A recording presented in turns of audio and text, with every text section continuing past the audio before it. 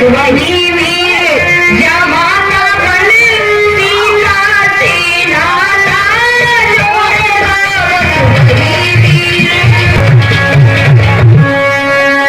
घोषणा करने के बाद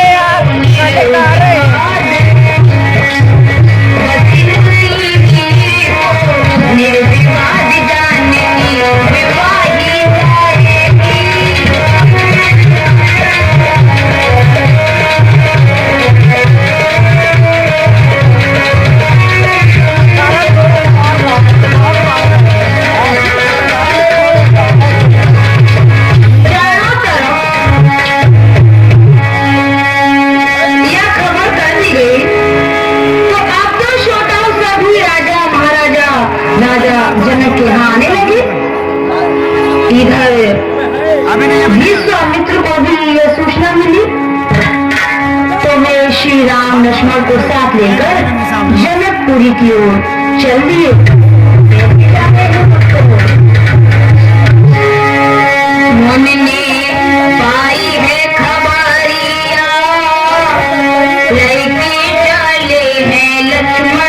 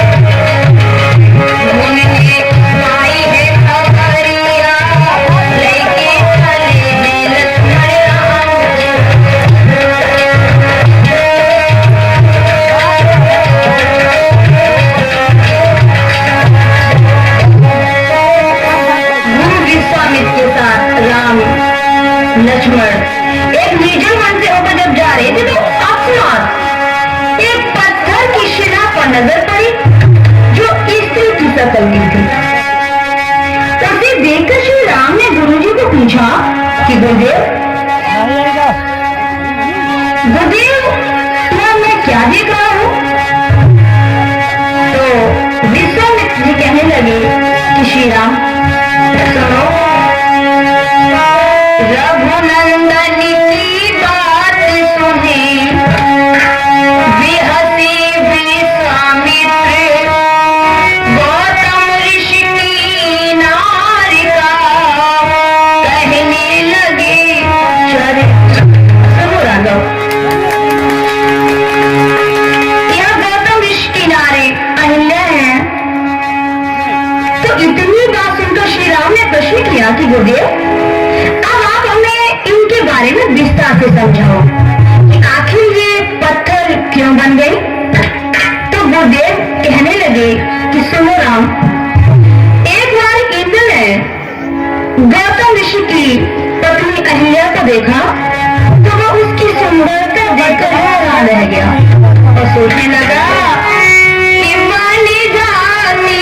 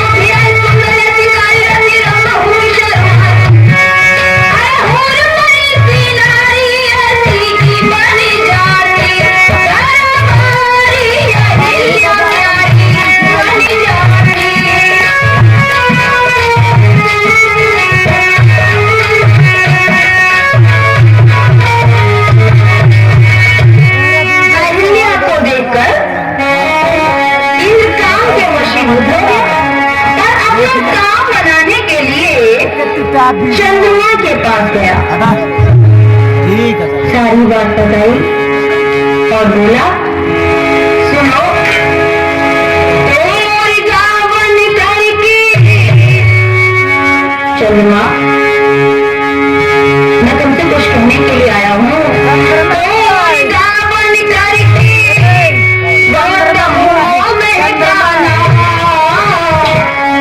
मैं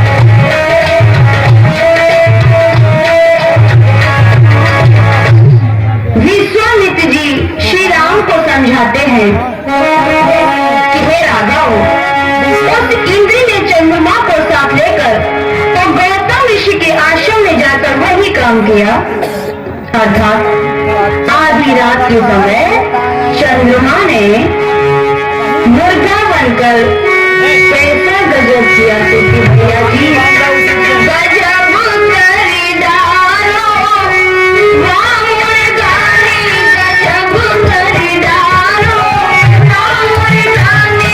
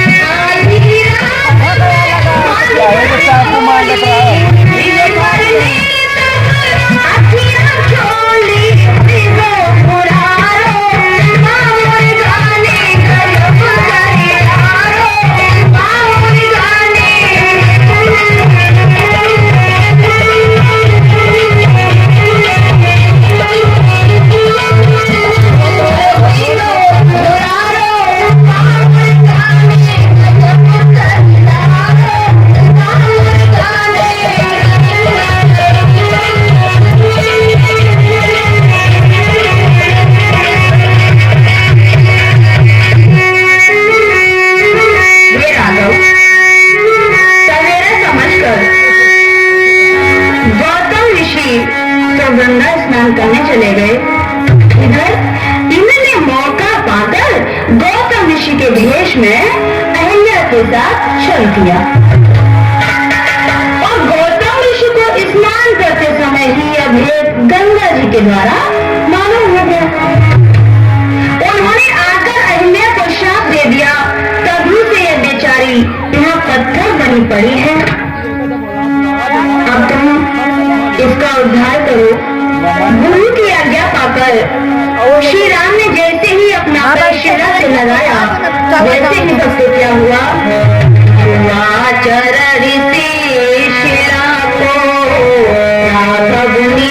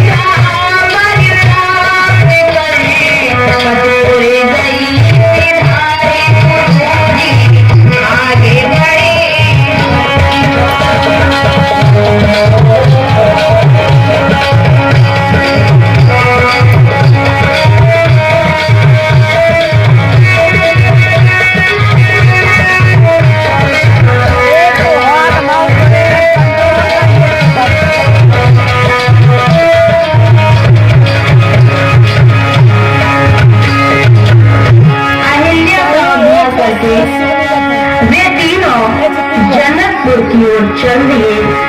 कैसे जा रहे हैं तूफानी भैया जी?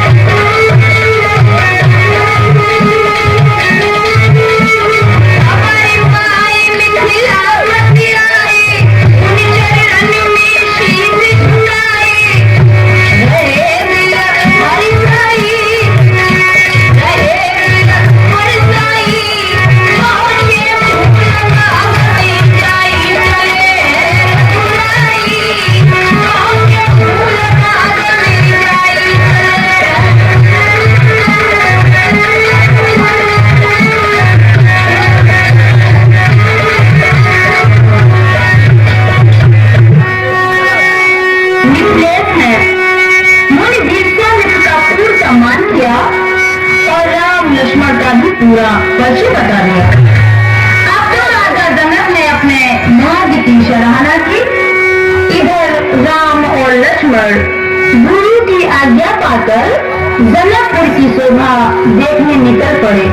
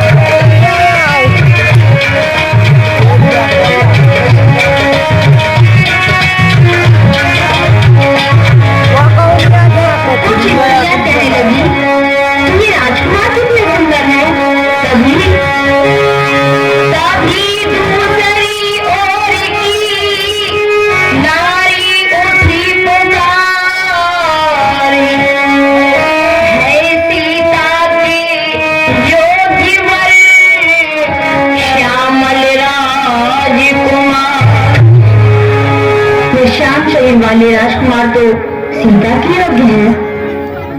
इनकी और सीता की जोड़ी कितनी सुंदर रहेगी। दूसरी बहन कहने लगी, तुम बिल्कुल ठीक कह रहे हो। इस प्रकार जनकपुरी की शोभा तो राम लक्ष्मण देख रहे हैं। इधर पूरी नगरी में राम लक्ष्मण के आने की सूचना मिल गई। तो आज जनकपुरी की हालत क्या है? सौंदर्या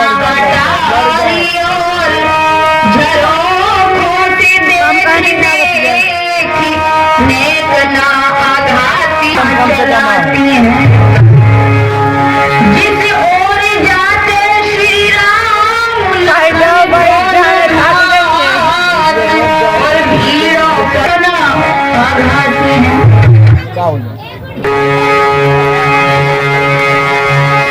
मास्टर खेतपाल सिंह शोभा हो रही न जाए।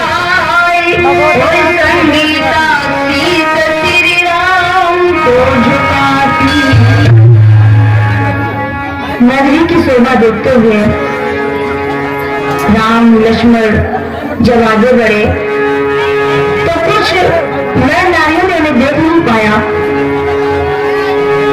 तो सब घर से निकलकर उन्हें देखने के लिए भागे और क्या कह रहे हैं?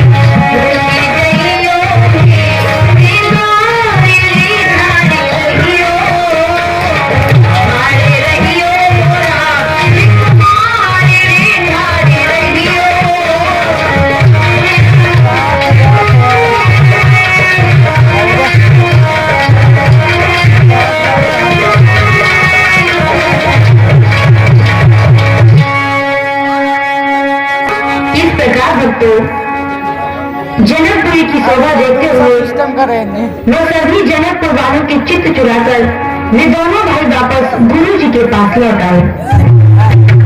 रात्रि व्यतीत होने के बाद सुबह होते ही गुरु की आज्ञा पाकर श्री राम पूजा के लिए फूल लेने उस वाटिका में चले गए।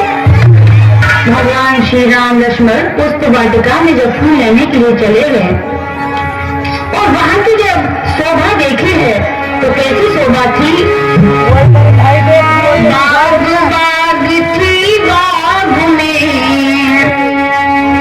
फैली हुई बहार, फूल फूल करे फूल भी लुटा रहे थे और उस फूल बाग की शोभा कैसी थी सुने चाहते हैं। अली फूल खिले सूची प्यारी चले अब भाभी माथे बहारी, एक घूमती रही है कोयलिया।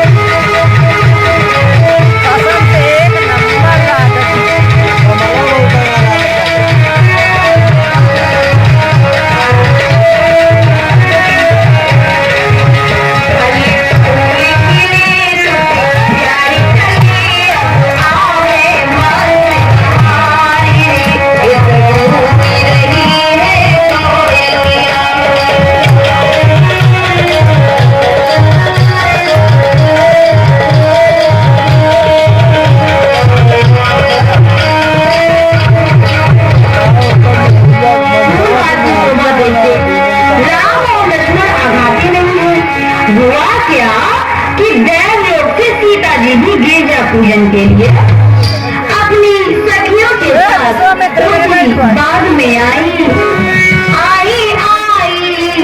सखी के साथ गिरजा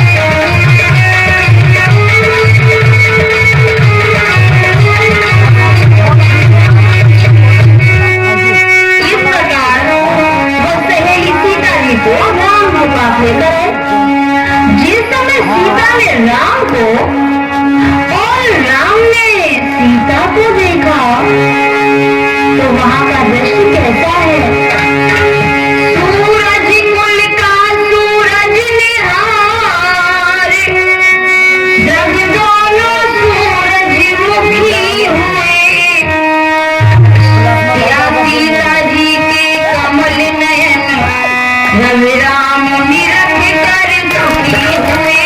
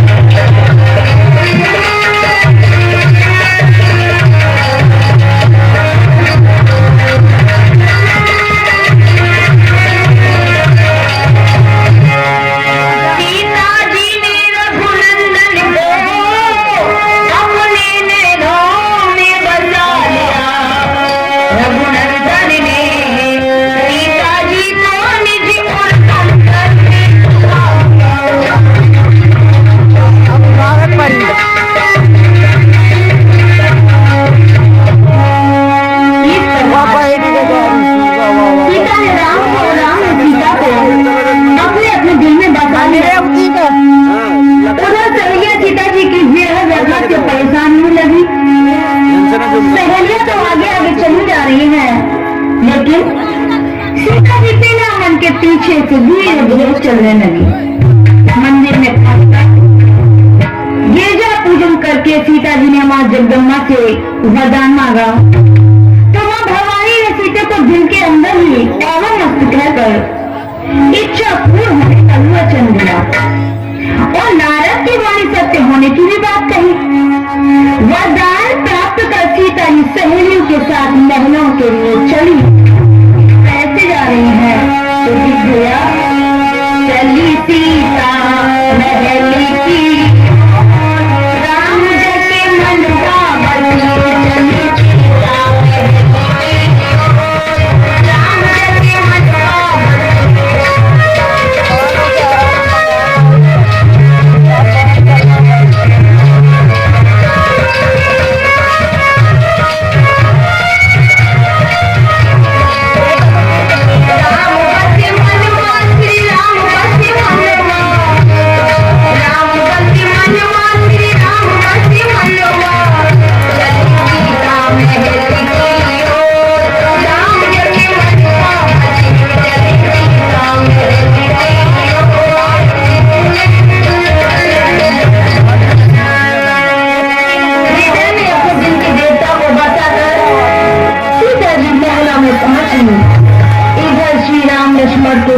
गुरु पूजा के लिए फूल लेकर लौटे। नित्य क्रिया पूरी हुई। इधर तक स्वयंवर की तैयारी हो चुकी थी। राजा जनक ने सतानंद को भेजकर विश्वामित्र को बुलाया। रंगभूमि की शोभा बड़ी विचित्र थी। गुरु जी के साथ जब राम लक्ष्मण वहां आए तो देखने के लिए उमड़ने लगे। जैसे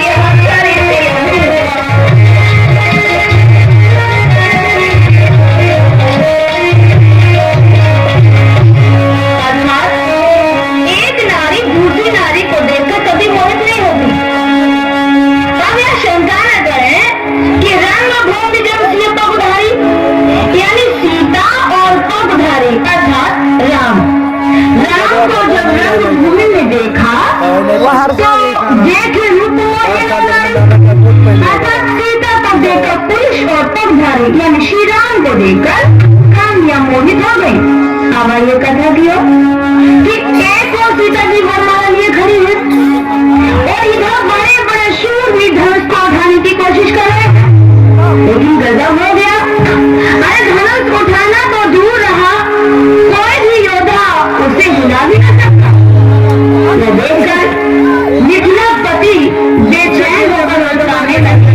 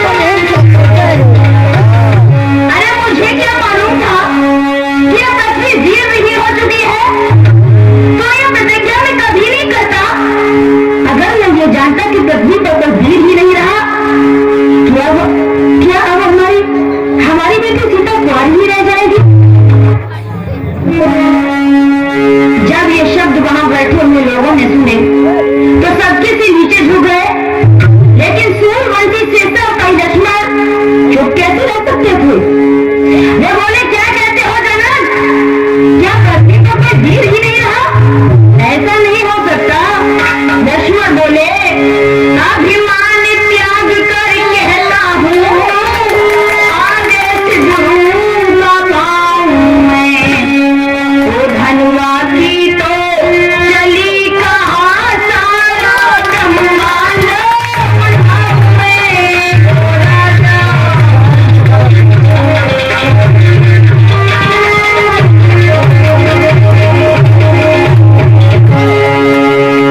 राजन, ये कहते आपको शोभा नहीं देता।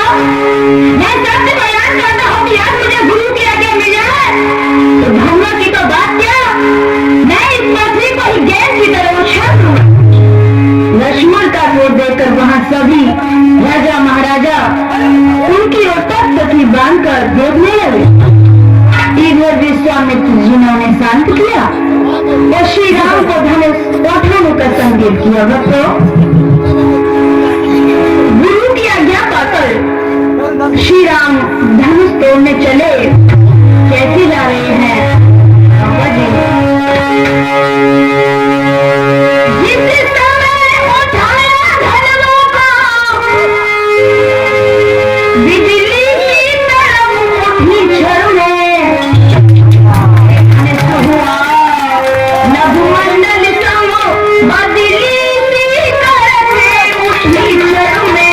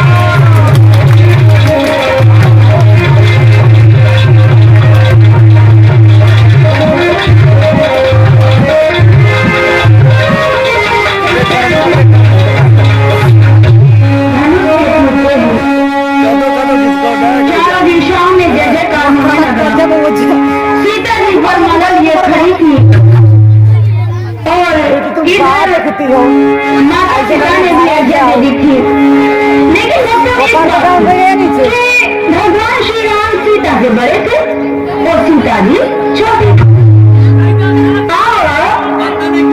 सहेलियां कहने लगी भगवान श्री राम से,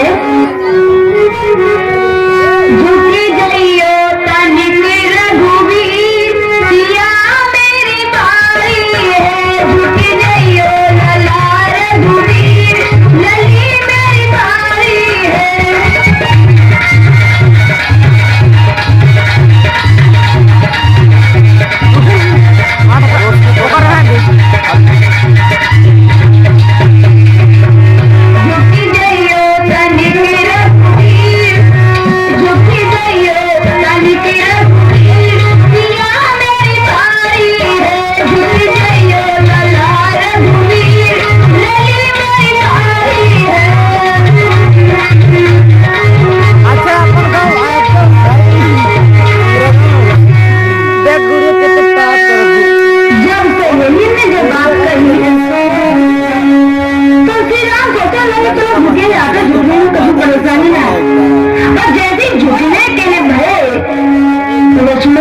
भैया अब यही झुकाने लगे, झुके तो मैं दर्शन में भी झुकने पड़े। श्री राम कहने लगे, बात तो ठीक है, बहुत देर हो गई। इधर सुनैना भी जब थक गई तो लक्ष्मण ने सोचा कि बहुत देर हो गई है। लक्ष्मण ने कहा, देखो ऐसा है, अगर तुम हमसे कहो तो हम अब यहाँ भी माला डलवा दिए। सखिया बोली, तो कैसे? देखो, तो लक्ष्मणी जैसे ही श्री राम के पैर छूने लगे, ये भगवान श्री राम ने कहा कि लक्ष्मण को आशीर्वाद दो, हाथ रखो तो झुके। और जैसे ही झुके और तैसे ही सीता को मौका मिली तो सीता ने जयमाला डाल दी। बोलिए सिया